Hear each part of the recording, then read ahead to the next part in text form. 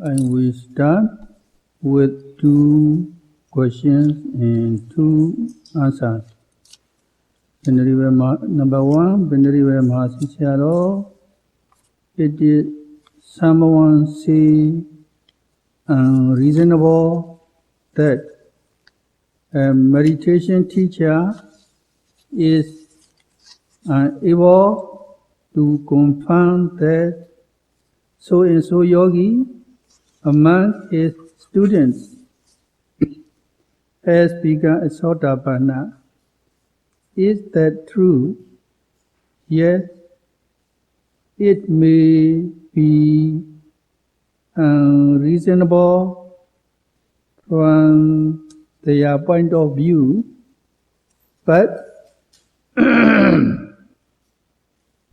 it is very appropriate in accordance with the tradition of Buddha Sasana. A meditation teacher is not able to confirm a yogi's attainment of strength entry. The Buddha is the only one who is qualified to confirm someone's enlightenment as Sotapanna, Sagaragami, Nagami, or Arhat. Even Venerable Sariputra never did this so.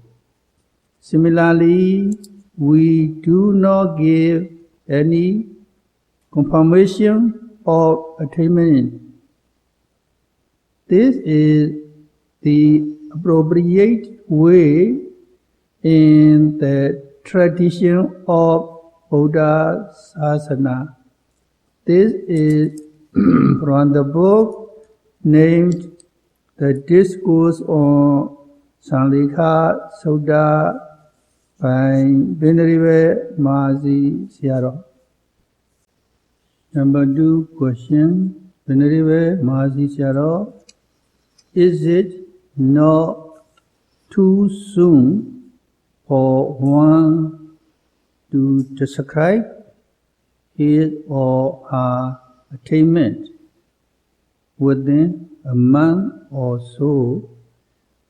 No, it is not too soon, because the Buddha claimed that his method is excellent enough to help one to begin in Nagami or Arhat, even within a week.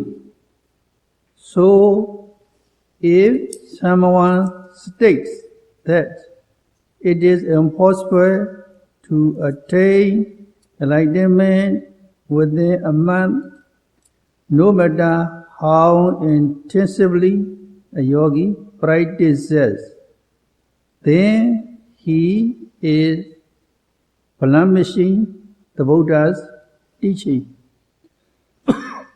in hindering people from practicing. This is from the book named The Discourse on Sanlekha Sutta by Venerable Mahasi. And we continue last night Dhamma talk. As mentioned earlier, a monk, whether an ordinary meditator or a newborn one, sees something or someone but feels neither pleased nor displeased. People who are very happy in nature to see someone lovable like their beloved children or something deserved, whereas unhappy or frustrated to see something or someone despicable. Now this yogi or this noble one is neither pleased nor displeased.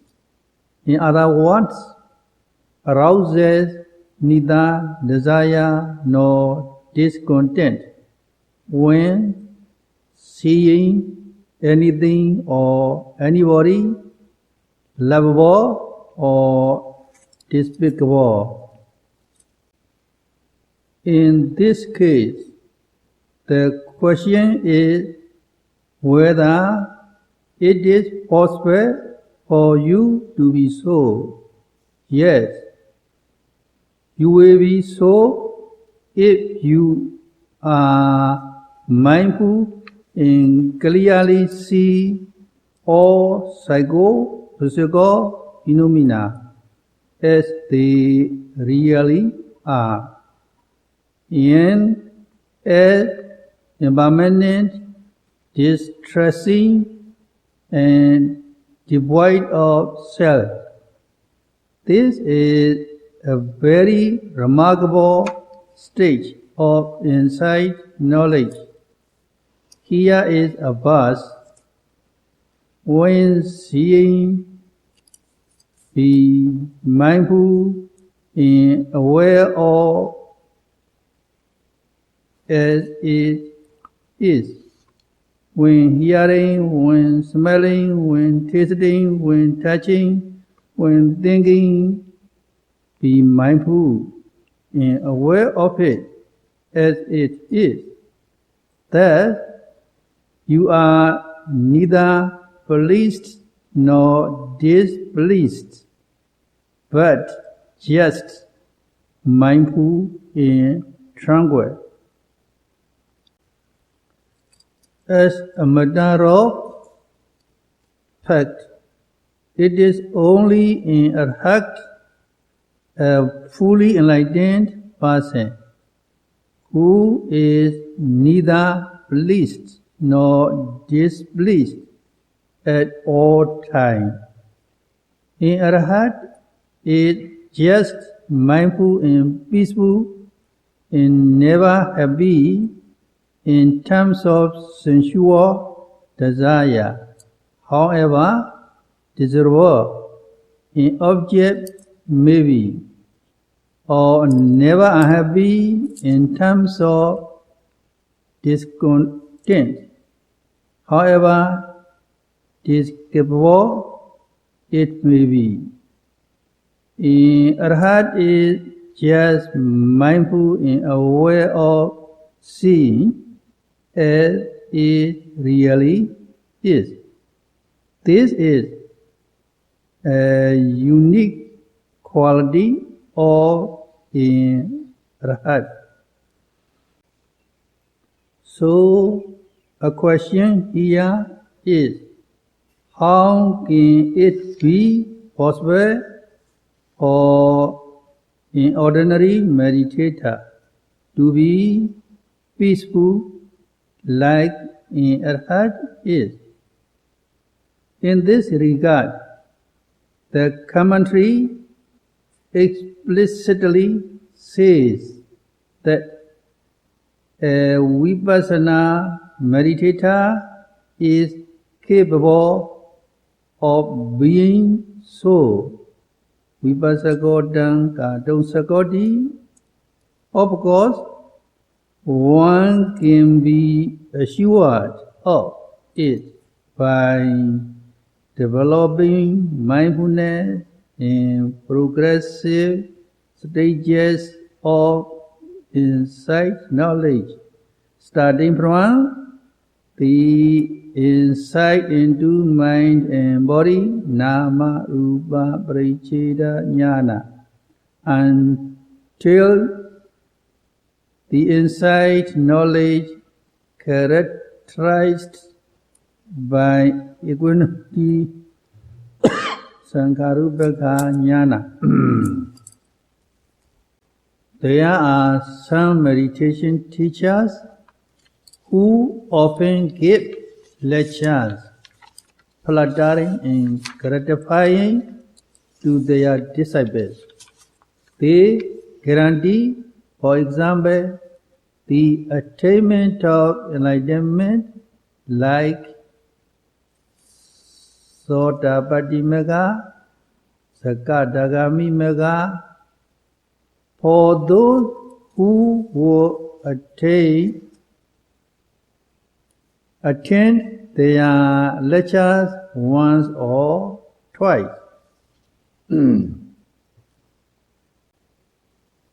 This is, of course, pure propaganda to win the confidence of their disciples. It is up to the yogi to examine himself or herself according to the progressive stages of vipassana insight, and to the sermon on Dhammamera. In this way, he or she can be assured of whether he or she has attained the spiritual level promised by his teacher. It would be certainly a mistake if you were to regard yourself as a Sotapanna, a straying entera, or an achiever of the first stage enlightenment, simply on the authority of your teacher's verdict. As a genuine Sotapanna, you will gain unwavering faith in the Buddha based on your empirical experience of Dhamma. Such faith is so unshakable that you won't give it up, even at the sacrifice of your life. This is one of what the Buddha called four Dhammamiras, or criteria for assessing one's spiritual status. To remember it easily, here is a verse. Having discerned the Buddha's quality, one gains unshakable faith. As a vipassana meditator, you will also empirically realize the qualities of Dhamma. You realize that, as the Buddha pointed out, there are only psychophysical phenomena that arise and vanish ceaselessly, and therefore they are all distressing and devoid of soul. In due course of time, you will also directly experience Nirvana through mega enlightenment, as well as through the phala absorption, phala samabhati. Thus, your own experience of Dhamma will surely reinforce your faith in the Buddha, just like a man who is confident of the physician who has effectively cured him of his illness. At the same time, you will also gain the unshakable faith in the order of noble ones who have been enlightened by following the same path as you are now on. Thus, the unshakable faith in the Buddha, Dhamma, and Sangha, plus flawless observance of 5 precepts, constitute the 4 mirrors of Dhamma, setting criteria for assessing your spiritual achievement. In regard to these 4 Dhamma mirrors, below is the full path. Unshakable faith in the Buddha due to seeing his qualities. Unshakable faith in the Dhamma due to seeing his qualities. Unshakable faith in the Sangha due to seeing their qualities. Flawless morality of 5 precepts cherished by noble ones, as Sotapanna meets these 4 criteria.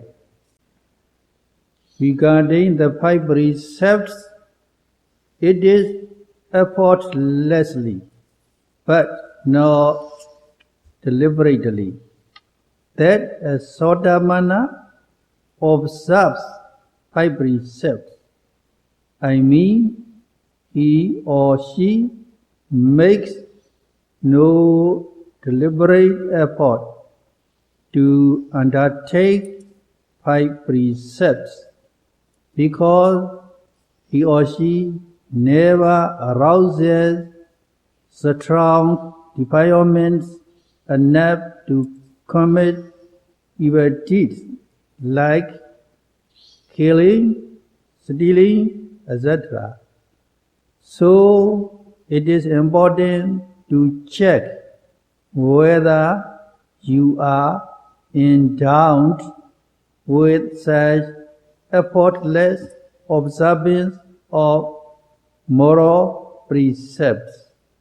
Otherwise, I am afraid you would resemble a gentleman who began in ex-Sotapanna. Once a gentleman came to me. He was an educated and well-informed Buddhist. He said that after he had taken several meditation retreats, his teacher declared that he became a Sotapanna. In the Pali text, there is no instance of such a verdict given by any teacher other than the Buddha. We always consider it inadvisable to make such kind of judgment. On the other hand, we give a sermon on the progressive stages of Vipassana insight, just to provide yogis with a general idea for assessing their spiritual status by themselves. Anyhow, with his strong faith in his teacher, the gentleman believed himself to be a Sotapanna and observed the 5 precepts strictly. Then one day he reported his Dhamma experience to an elderly man who is very well versed in Pali text. I know that elderly man very well. He is kind of my teacher. Now I think he is almost 80 in age. Mazi Sharo explained about his experience. He continued to explain about that gentleman. Recalling that event, the gentleman said that, Venerable Sir, I once told my Dhamma experience to an elderly man that I had been practicing meditation for long. And every time I meditate, physical elements became manifested as minute particles, changing constantly. And my teacher had declared that I had been a Sotapanna. And I too believed so. The gentleman continued with discontent. In response to my report, the elderly man outspokenly said that my claim was wrong. I could not even be considered to see ultimate phenomena, let alone to be a Sotapanna.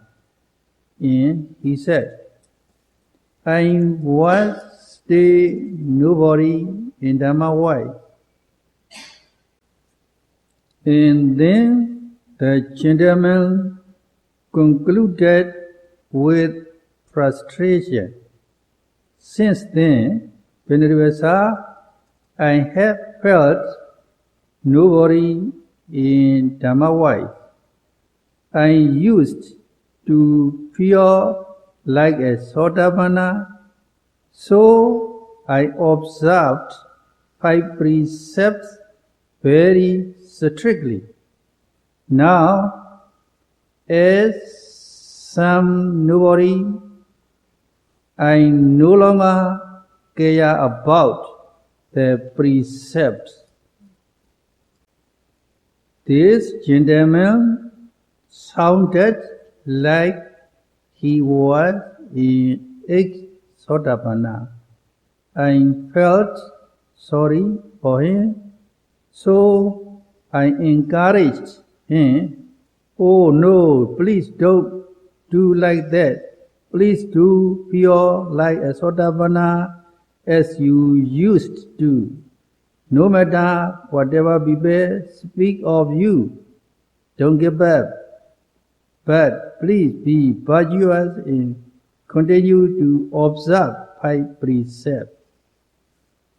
Well, my devotee, I don't want you to be an ex-Sotapanna like that gentleman.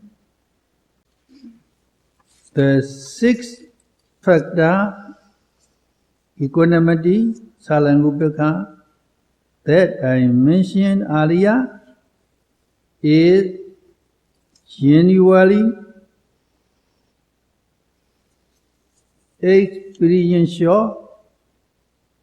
At the stage of Sankharupekanyana, every time you see, you are aware of appearance and disappearance of phenomena. You are neither happy nor unhappy, or neither distressed nor discontent in response to any object you see, whether desirable or undesirable. Although you are not even a Sotapanna yet, you are neither pleased nor displeased with any sense object.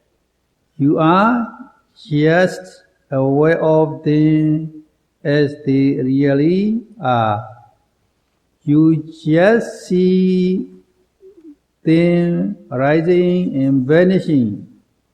At this stage of insight knowledge, therefore, you are in temporary possession of an attribute of arhat, which is really amazing and admirable. You will surely admire yourself for having such amazing equanimity, no matter whether other people appreciate it or not. At this stage, you will remain tranquil without feeling lustful or hateful, happy or unhappy, no matter how lovable or despicable an object may be. Such mental equilibrium may last as long as you continue to be mindful, say for 1 hour, 2 hours, or 3 hours, or even the entire day. Of course, it is only by your own experience, but not by hearsay, that you can understand what I say.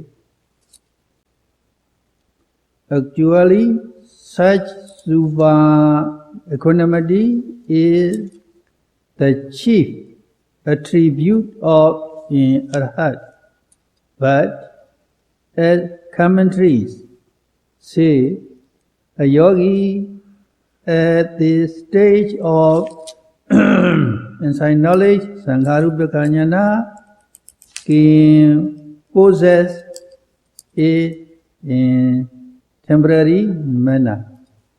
If you want to examine how can it be possible for you to be tranquil like an arhat, please develop mindfulness up to this stage. The same kind of equanimity can be experienced in regard to other sensory reactions like hearing, smelling, and so on. In this regard, here is the verse for you. When seeing, be mindful and aware of it as it is. When hearing, be mindful and aware of it as it is. When smelling, be mindful and aware of it as it is. When tasting, be mindful and aware of it as it is. When touching, be mindful and aware of it as it is. When thinking, be mindful and aware of it as it is. You are neither happy nor unhappy, but just mindful and indifferent. Thus, you can be compared to an arhat when you are mindful. In brief, the sixth pada, equanimity, salangupaka, means to be neither pleased nor displeased with six sense objects that occur through the six sense doors. Any object, sight, sound, etc., however lovable or despicable it may be, cannot arouse desire or discontent in you. At this stage, you are just mindful and aware of them all as they really are. You become empirically aware of them to be impermanent because they arise and vanish, to be distressing because they are constantly tormented by impermanence, and to be devoid of soul because they are subject to conditions, but not to anybody's will or wish. It is by means of continuous mindfulness, but not by chanting, that you empirically see this fact very clearly, like seeing something on your palm. You do such clear comprehension, you become neither pleased nor displeased with any object, and acquire this six-pada equanimity. So you are just mindful continuously without any emotion. If you practice, say, for 1 hour, this state of equanimity will continue for 1 hour without being affected by anyone around you or anything they talk about. You are just mindful continuously and comfortably in any bodily position for 2 or 3 hours straight without any unpleasant sensation. If any disease has afflicted you, that may subside. There are cases in which some yogis at this stage find their diseases disappear once and for all. Indeed, such amazing equanimity is a saintly virtue, worth self-congratulation, as well as public admiration. It is really amazing. As mentioned earlier, an arhat is fully endowed with the six-pada equanimity. A vipassana meditator can also experience it when the mindfulness is developed up to Sankharupaka Jnana.